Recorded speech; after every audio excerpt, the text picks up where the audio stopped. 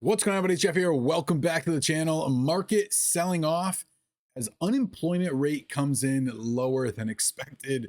What was once would be good news is just signifying that what the Federal Reserve is doing is not working. Not only were they wrong on their predictions, extremely late to the party, but the action that they're taking is not working and playing the role of let's just be even more hawkish and harder and raise rates even higher doesn't seem like it is going to do anything other than crash the entire economy. So I want to talk a little bit about what is happening on the other side, the energy side, which is one of the biggest, if not the biggest industries inside our global economy.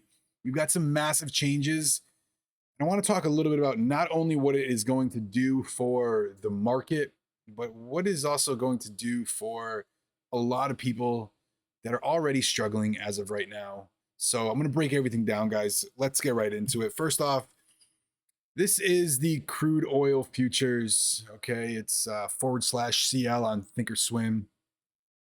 As you can see, we've been spiking over the past, probably about since the end of September, about a week and a half. As of right now, we're getting up to about $93 a barrel. Now, if you zoom out a little bit further, okay, over the the month of March, okay, we had a massive spike up to 130, sold off, had a little bit of that incline back again towards early summer, and then slowly began to sell off. A couple things happened here. One, when it comes to the United States, you had President Biden that had stated that he was going to release, 1 million barrels per day from the strategic petroleum reserves. Well, first off, what that does is that increases the supply. Also, you had demand destruction a little bit around the entire global energy usage. Reason being for that is it's very natural. Okay, so very economics 101.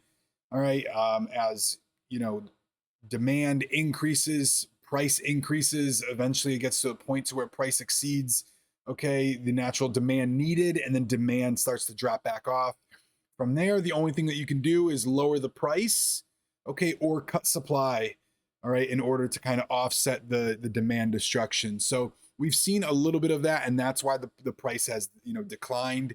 Naturally, I'm sure you guys have seen this at the pumps. Prices from where I am in Connecticut were about $5 a gallon, got down to about 290 for regular. Now we're sitting back up at around 330 to 340 because of this incline. Couple things I want to talk about. All right, first I'm going to mention is the Strategic Petroleum Reserve. Okay, it's at its lowest level in 37 years, and it states right here, okay, it will go through to the end of October. This is the deal that Biden had stated all the way back in June, just ahead of the midterm elections. Okay, so that supply induction that we are getting is going to be running out. So naturally, supply is going to be decreased. If demand stays constant and supply decreases, the price will go up. That is one of the reasons why we are starting to see that. The second thing that is happening, right now, is the fact that OPEC had cut their production by 2 million barrels a day. Now, there's a couple reasons for this, but the main reason really is, unfortunately, is the fact that OPEC, and these massive oil companies are seeing their profits go down a little bit. And I know that's surprising. That's not what we hear in the mainstream media. All right. If you look at some of these companies, Saudi Arabia, certain other, that we're buying a ton of oil from, their profits have gone up, their revenue has gone up. But as a whole, their profits have gone down. Especially when it comes to percentages, maybe not gross dollar amounts, but percentages has gone down. Reason being is, like I just stated, that demand has decreased a little bit. So OPEC is going to cut production, in order to drop the supply. Demand stays constant, price increases, and that's what we are seeing. The second thing that we are seeing is home heating oil. All right, it is October now. If you look at this chart right here, this goes through the average price of home heating oil going all the way back to November of last year. All right, we saw obviously the ramp up going into the March following, crude oil, the chart that I had showed you, a little bit of a sell off, and now it is spiking. All right, where I am, the temperature's still a little constant. Nights are getting a little bit cooler. If you're farther north in certain parts over, in Europe, farther north than I am, obviously it's a little bit colder. All right, and the demand for home heating oil is starting to rise. Now, I will tell you, this is where things really, really begin to change, not only for the economy, for inflation moving forward, because don't forget these numbers. Okay, when you look at this energy, fuel oil, this whole energy area that saw a little bit of a decline, even though CPI was still elevated. Well, maybe this month it might be a little bit lower as the information from the CPI is lagging. But you wait until the months of October, November, December, January, the coldest month, especially in the United States, January, February, it's only going to rise. Okay, so not only do we have those two issues, you also have people that are already struggling based on food price increases, just natural gas prices increases. I mean, by gasoline to fill your car to drive to work and so forth is increased. Okay, as well as electricity and pretty much everything else. You've already got people struggling, whether they've gotten raises, it does not even come close to the amount that inflation is rising. So one, I do feel bad for a lot of people that are going to continue to struggle. Okay, and also the entire economy is going to continue to pull back even further and harder. And this is where things become very, very unique, because this is all happening at a time where the Fed is raising rates, okay, and quantitative tightening is going on.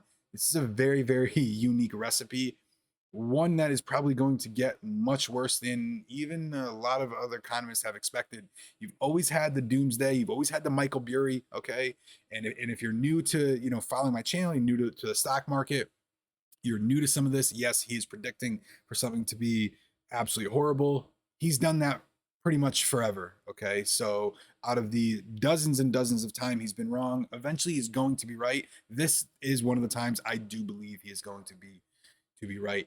Last thing I do want to point out is just the natural price of home heating oil. So this is a city price near where I live. Now it's ironic because this is a website, cashheatingoil.com, that I'll use. I have one property that is it's a 2-family house and there's only one heating element, so I heat is included.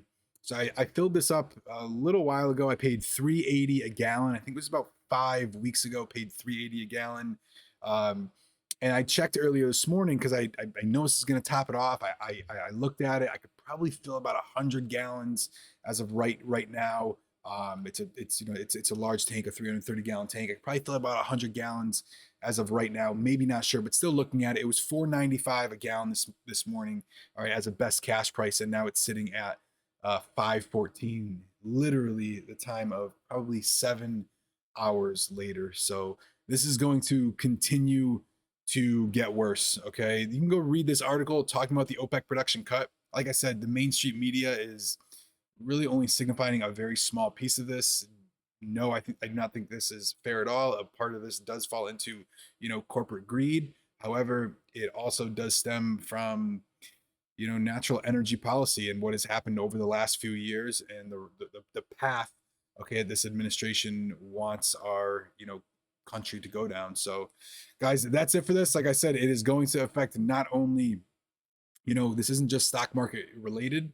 Okay, obviously it is going to affect the market, especially when earnings and future projections come out. You look at AMD, which absolutely got hammered after hours yesterday, and they continued to get hammered today after stating that they actually see up to $1 billion less in revenue going forward, because naturally when discretionary spending is down, everything else doesn't, all these luxuries and even basic, what one would say a computer used to be a necessity to get things done, really gets put to the back burner. Okay, food, heat, and fuel, and clothing. And other than that, it's things get to be really scarce. So that's going to pull everything down going forward. So continue to monitor this, guys. I wanted to talk about this, and that's it for this video. See you in the next one.